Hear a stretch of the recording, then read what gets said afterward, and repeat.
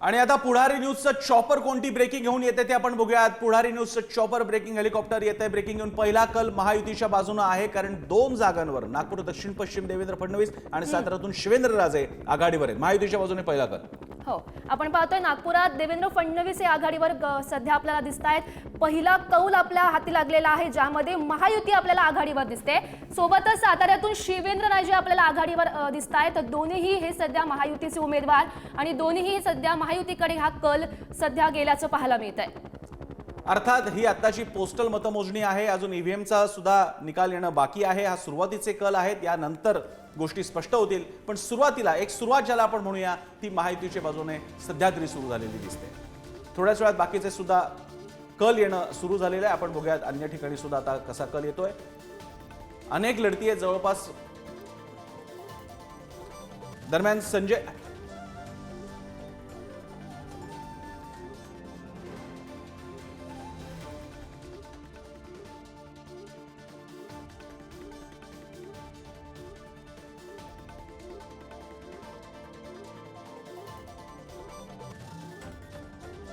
कलिनाहून आघाडीवर आहेत। आत्ताच पुढचा कल सुद्धा येतोय।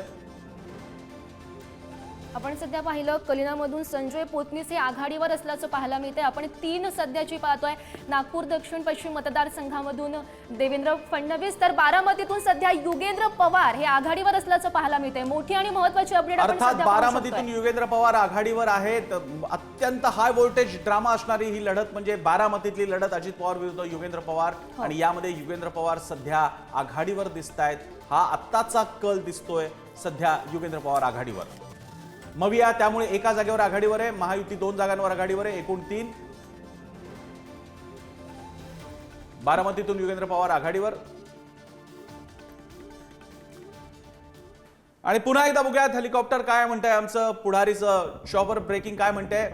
बारामतीत युगेंद्र पवार आघाडीवर। महाराष्ट्रातल्या महत्त्वाच्या टॉप लढतीपैकी एक असलेली बारामतीतली लढत, तिथे युगेंद्र पवार आघाडीवर आहे।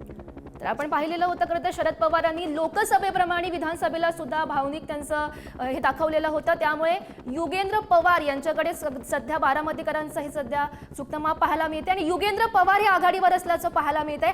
हाय व्होल्टेज असा ही लढत होती, ज्यामध्ये युगेंद्र पवार सध्याचा पहिला कौल ज्यामध्ये ते आघाडीवर दिसून येत आहेत।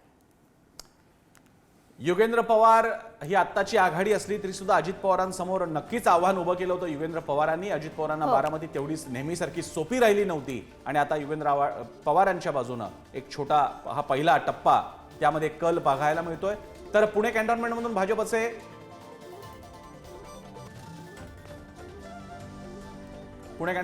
भाजपचे सुनील कांबळे आघाडीवर आहेत। विद्यमान आमदार सुनील कांबळे आघाडीवर दिसतात। संगमनेरमध्ये बाळासाहेब थोरात आघाडीवर आहेत। महायुती 3 आणि मविया 2 अशा प्रकारे सध्याचा सामना पाहायला मिळतोय। सिल्लोडमधून अब्दुल सत्तार आघाडीवर। महायुती 4 आणि मविया 2 अशा प्रकारे हा आकडा ठरेल सध्याचा। पुणे कॅन्टोन्मेंटमधून भाजपचे सुनील कांबळे आघाडीवर। देवेंद्र फडणवीस दक्षिण पश्चिम मधून, शिवेंद्रराजे साताऱ्यातून। महायुती 3 आणि मविया 1। सिल्लोडमधून अब्दुल सत्तारही आघाडीवर आहेत। सिल्लोडमध्ये अब्दुल सत्तार पराजित व्हावे यासाठी जणू काही अनेक पक्ष एकत्र आले होते। अगदी उद्धव ठाकरे यांनी भाजपच्या कार्यकर्त्यांना आवाहन केलं होतं। त्या पार्श्वभूमीवर ही महत्त्वाची घडामोड महायुती 3 आणि मविया 1। महत्त्वाची आंबेगावमधून दिलीप वळसे पाटील हे सध्या आपल्याला आघाडीवर दिसतायत। महत्त्वाची अपडेट सध्याची आहे, आंबेगावमधून दिलीप वळसे पाटील हे सध्या आघाडीवर आपण पाहू शकतोय। आणि पुन्हा एकदा जाऊयात पुढारी ब्रेकिंग न्यूज काय म्हणते। आपल्या चॉपरच्या द्वारे आलेली ब्रेकिंग न्यूज। आत्ताची मोठी बातमी, संभाजीनगरमध्ये अतुल सावे आघाडीवर आहे। संभाजीनगरमध्ये अतुल सावे सुद्धा आघाडीवर आहेत। अब्दुल सत्तार सिल्लोडमधून, दिलीप वळसे पाटील आंबेगावमधून। अतिशय महत्त्वाच्या लढती महाराष्ट्रातल्या, आणि त्याचा सध्याचा कल हा पाहायला मिळतोय। शिंदेच्या शिवसेनेचे अब्दुल सत्तारही आघाडीवर आहेत सिल्लोडमधून। कोपरी पाच पाखाडीमधून शिंदे आघाडीवर दिसतायत। एकनाथ शिंदेंचा स्वतःचा मतदारसंघ, मुख्यमंत्र्यांचा मतदारसंघ कोपरी पाच पाखाडी ठाण्यातून शिंदे आघाडीवर। तर आपण सध्या पाहतोय पोस्टल मतदानाला ही सुरुवात झाली, अजूनही ईव्हीएम मतमोजणी बाकी आहे। मात्र पहिला कल सध्या आपण हा पाहू शकतो। कोपरी पाच पाखाडी मतदारसंघामधून आपल्याला एकनाथ शिंदे हे सध्या आघाडीवर पाहायला मिळतात। मोठी आणि महत्त्वाची केदार दिघे यांच्यासोबत त्यांची ही लढत होती, आणि यामध्ये आपल्याला आपण पाहू शकतो एकनाथ शिंदे हे सध्या आघाडीवर पाहायला मिळतात। तर संभाजीनगरमधून अतुल सावे हे आघाडीवर आहेत, आणि महायुतीकडे हा जास्त कल दिसून येतोय, महायुतीचे जास्त उमेदवारांचा हा कल जास्त दिसून येतोय. कोपरी 5 आघाडीमधून आपण सध्या पाहू शकतो एकनाथ शिंदे हे आघाडीवर आहेत.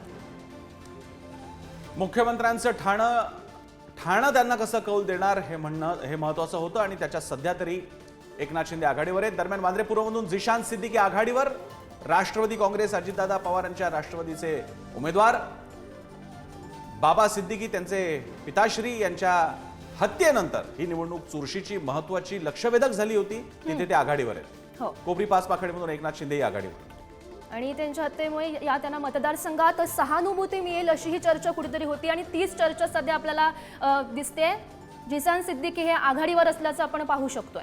जर का आपण सध्या टॅली बघितली, तुम्ही आपल्या प्रेक्षकांसाठी एक विनंती, तुम्ही जर का स्क्रीनच्या वर बघितलं तर तुम्हाला सर्व पक्षांच्या टॅली तुम्हाला दिसतील. त्याच्यामध्ये सध्या भाजप 13, शिवसेना 2, राष्ट्रवादी काँग्रेस 1 म्हणजे महायुतीचे पक्ष आणि मवियामध्ये सध्या 1 जागेवरती तुतारी म्हणजे राष्ट्रवादी काँग्रेस शरदचंद्र पवार आघाडीवर आहे. सर, कोथरूड मधला कल समोर येतोय. चंद्रकांत पाटील सध्या आपल्याला आघाडीवर पाहायला मिळत आहेत. महत्वाची अपडेट कोथरूड मतदारसंघासंदर्भातली, चंद्रकांत पाटील हे आपल्याला सध्या आघाडीवर पाहायला मिळत आहेत.